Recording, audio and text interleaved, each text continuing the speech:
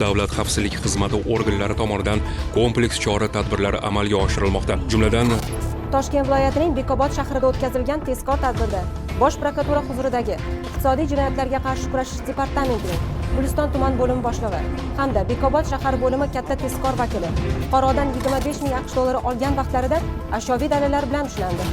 ma'lum bo'lishicha, ular Zangiota tumanida faoliyat yurituvchi 4 ta mas'uliyati cheklangan jamiyatning norasmiy rahbari va boshqalarga nisbatan Jinoyat kodeksining 184-moddasi 3-qismi bilan qo'zg'atilib, hozirda jinoyat ishlari bo'yicha Zangiota tuman sudida ko'rilayotgan jinoyat ishini ularning foydasiga ijobiy hal qilishni hamda Sirdaryo viloyati soliq boshqarmasi tomonidan 2 ta mas'uliyati cheklangan jamiyatda o'tkazilgan kameral soliq tekshiruvlarini noqonuniy deb topib berishni va'da qilishgan.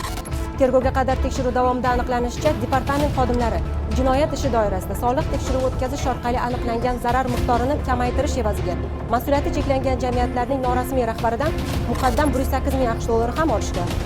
Hozirda ularga nisbatan Jinoyat kodeksining 168-moddasi 4-qismi A bandi va 28 orqali 211-moddasi 3-qismi A bandi bilan jinoyat ishi qo'zg'atilib, qamoq ehtiyot chorasi qo'llanildi. Tergov harakatlari olib borilmoqda.